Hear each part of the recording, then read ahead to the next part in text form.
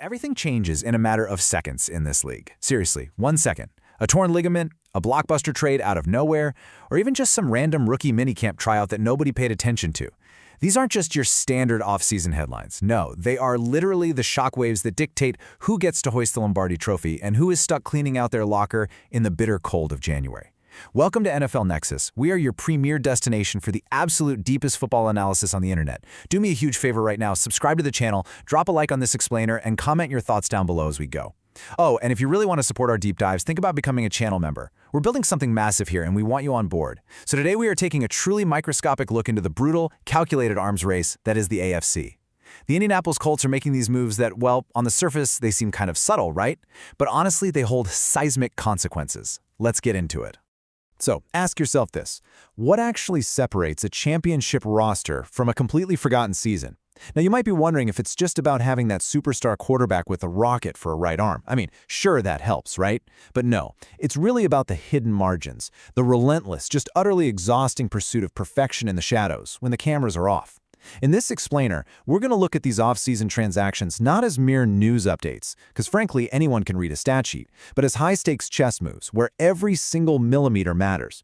Consider for a second how fast a championship window can snap shut. A fraction of a second of miscommunication in the secondary during a Super Bowl, or maybe a microscopic lapse in a defensive tackle's leverage on 4th and goal. These are the ghosts that haunt entire franchises for decades.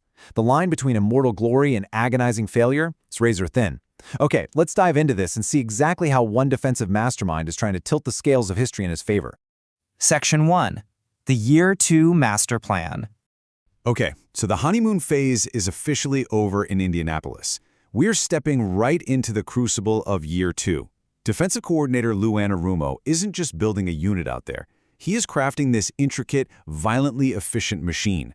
The guy is a brilliant tactician, armed with a vision that requires absolute, unflinching precision from his guys.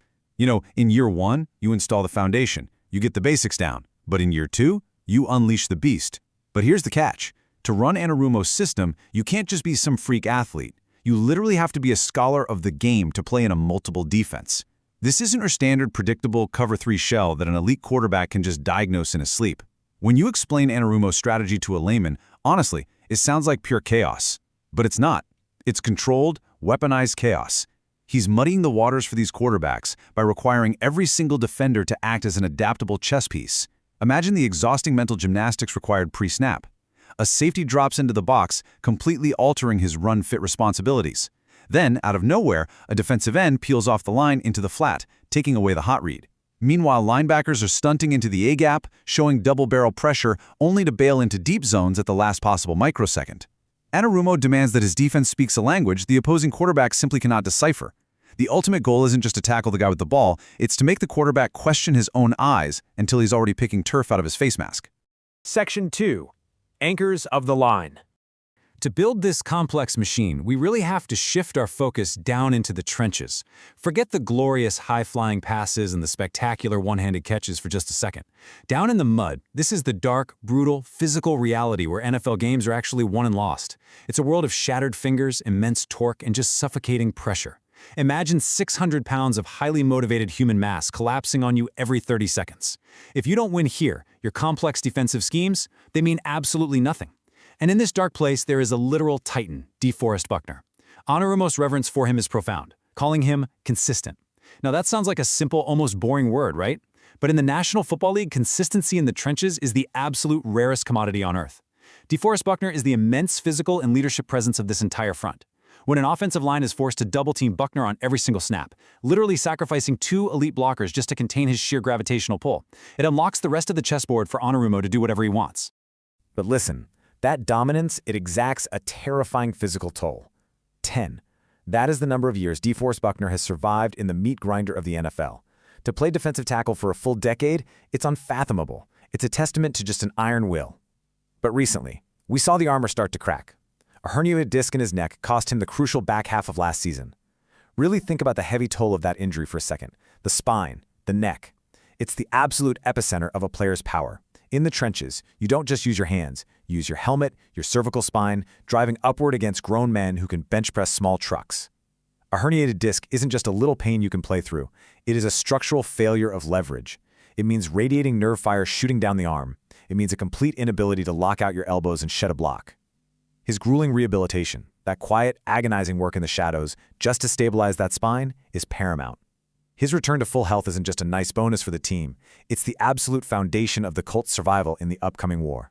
So if Buckner is the steady, veteran anchor right in the middle, then first-round defensive end Liatu Latu is the devastating storm out on the edge. Anarumo describes Latu as eclectic, which, is a really fascinating word choice for a pass rusher. Latu operates on his own frequency entirely. He has this unique, almost quiet off-field persona, but the second the ball is snapped, his pursuit of the quarterback is nothing short of violent.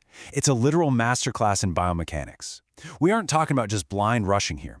It's the dip of the shoulder perfectly reducing his surface area so a 320-pound left tackle hits nothing but air. It's that violent cross-chop of the hands. It's the unnatural ankle flexion required to turn a 90-degree corner at full speed while actively fighting off a holding penalty.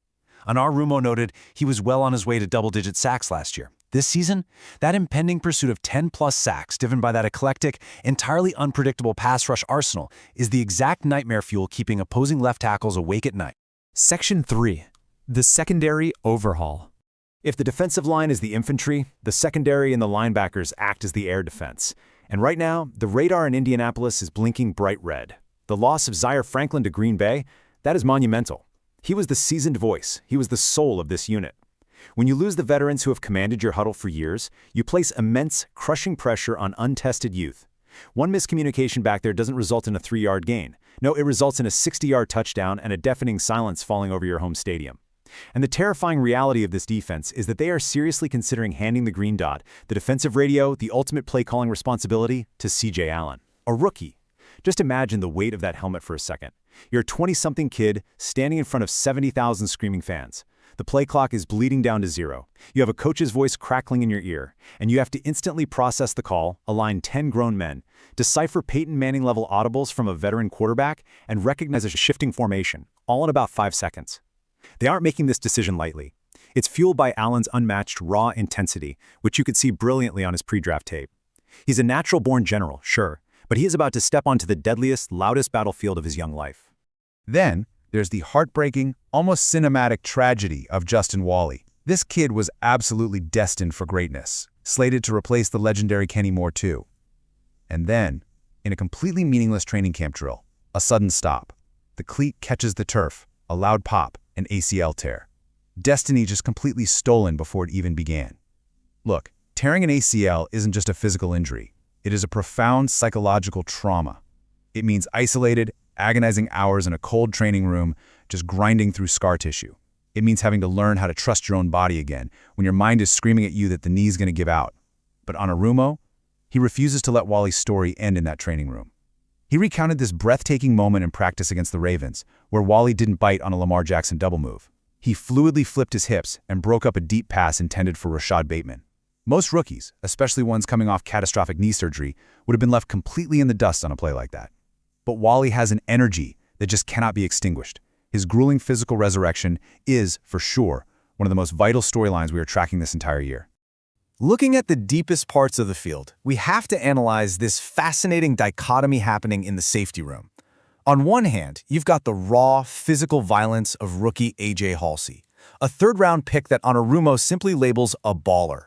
And he is. He's pure kinetic energy. The kid just wants to separate receivers from their souls over the middle of the field. But then, juxtapose that with veteran Cam Bynum. Anarumo calls him adventurous. Bynum himself says the game literally plays out like a movie in his head. This is the absolute definition of elite mental processing. While the rookie is out there relying on physical explosion, Bynum relies on microscopic tells. He sees the offensive guard's weight shift slightly forward, instantly signaling a pull. He sees the receiver's split is 2 yards wider than normal, which immediately eliminates certain route concepts from his mental Rolodex. He knows where the quarterback wants to go before the ball is even snapped. The violent rookie and the cinematic, calculating veteran, it's a perfectly balanced duo to patrol the darkest parts of the gridiron. Section 4.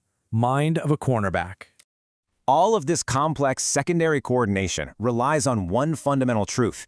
There is no position in professional sports quite like the cornerback. You are on an island. It is the most isolated, unforgiving battleground imaginable. As Anarumo points out, the rules are literally stacked against you. Think about it. You are backpedaling at full speed, trying to mirror a world-class sprinter who knows exactly where he's going, while you are completely blind to the future. Oh, and you aren't allowed to touch him. The biomechanics of transitioning from a backpedal to a full-blown sprint while tracking a football in the air require a borderline psychopathic belief in yourself. Which brings us to a man who thrives in that isolation, Sauce Gardner. Anarumo paints this vivid picture of Gardner's psychological dominance. He walks around like he knows he's good, and that's because he is. It is an unshakable aura, a confident force field. His immense wingspan acts as a literal deterrent, physically erasing passing windows before they even have a chance to open. When Sauce Gardner steps onto the grass, he truly believes he owns every single inch of that 53 1/3 yards of width. But we have to dwell on the staggering ransom that was paid to bring that unshakable aura to Indianapolis. 2 first-round draft picks and highly touted wide receiver Adonai Mitchell. The Colts basically mortgaged their entire future for Sauce Gardner's lockdown potential. And they only got 4 games out of him last year before a nagging, persistent calf injury derailed his entire debut season. Think about the terrifying fragility of that reality for a second. You have a front office pushing all their chips to the center of the table, betting their jobs, their reputations, and the franchise's trajectory on one man. And what happens? A tiny muscle fiber in the calf, a microscopic strain, grounds a $100 million defense. The tension in that building right now is palpable. The anticipation for his healthy return is immense. Because honestly, if this investment fails, if that calf muscle gives way again, the consequences for the general manager, the coaching staff, and the organization will be absolutely catastrophic. There is no plan B here. Section 5. The Backfield Shakeup. Now let's cross over the line of scrimmage into the war on the offensive side of the ball. Head coach Shane Steichen is conducting a ruthless, microscopic search right now.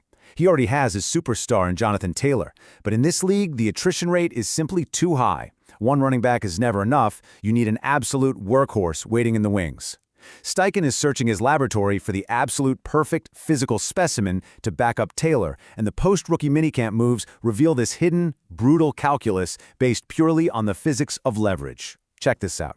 The Colts had Jordan Vaughn, a massive man, 6'3", 228 pounds. But they released him. Why? Well, look at who they kept and who they signed. Seth McGowan, 6 foot 223, and minicamp tryout Anderson Castle, 5'11", 221 pounds. Steichen is revealing his hidden formula here. In football, force equals mass times acceleration, sure, but leverage dictates the outcome of the collision. He is actively sacrificing sheer, towering height for a dense, physical frame with a devastatingly lower center of gravity. In the NFL A-gap, the low man always wins. A 6'3" running back presents a massive, upright target for a charging middle linebacker. Steichen doesn't want that. He wants human bowling balls. Being 5'11" means Anderson Castle can strike just beneath the linebacker's shoulder pads, absorb a colossal impact, maintain his momentum, and fall forward for that crucial extra inch. And that brings us to the new blood. Anderson Castle, 68. That is the number of career collegiate games Anderson Castle played across his time at Appalachian State and Duke. Do not just view this as a statistic on a screen, view it as a brutal gauntlet of survival.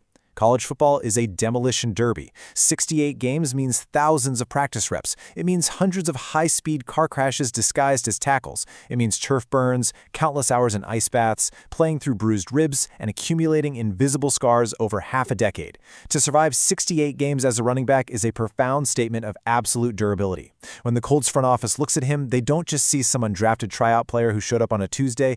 They see a man whose body has been battle-tested in the trenches against elite athletes and has simply refused to break under immense pressure. This is the Castle blueprint. It's gritty, undeniable, grueling production. Over 1,500 yards at App State, culminating in a violent, highly efficient season at Duke where he punched the ball into the end zone 12 times. Let's really dive into what a 12-touchdown season actually looks like for a power back. It is not running free and open, green grass untouched. No way. It is 4th and 1 in the freezing rain. It's dropping your shoulder into a literal wall of muscle and bone at the goal line. It is the sheer, agonizing leg drive required to move a pile of 6 huge men forward by exactly 2 inches when the entire stadium knows you have the ball. This seemingly minor minicamp signing, a transaction that probably flashed across the bottom of the screen for maybe 3 seconds, could absolutely be the missing, violent gear in the Colts' offensive machine. He fits the exact physical and psychological profile Steichen demands: low, heavy, relentless, and proven to survive the impact. Section 6. The ultimate scale. We have spent this explainer zooming in on the micro details, the physics of pad leverage in the A-gap, the psychological isolation of cornerbacks, the devastating structural reality of a herniated disc, and the terrifying sensory overload weighing on a rookie linebacker calling the plays. But you have to understand, these are not isolated incidents. They are the intricate, interconnected gears of a massive, unforgiving machine marching toward the macro reality of the NFL. This is the brutal march toward the Lombardi Trophy, where every single millimeter of leverage and every single ounce of veteran confidence is weighed on the ultimate scale. And so, I leave you with this final, chilling reflection on the war to come. In a league literally decided by inches, which of these calculated details will alter the course of history? Will it be the commanding voice of a rookie taking the green dot, the low center of gravity of an undrafted back fighting for his life, or the healthy return of a generational cornerback whose ransom could define an entire decade? The margin for error is absolute zero. The pressure is suffocating, and this isn't over yet.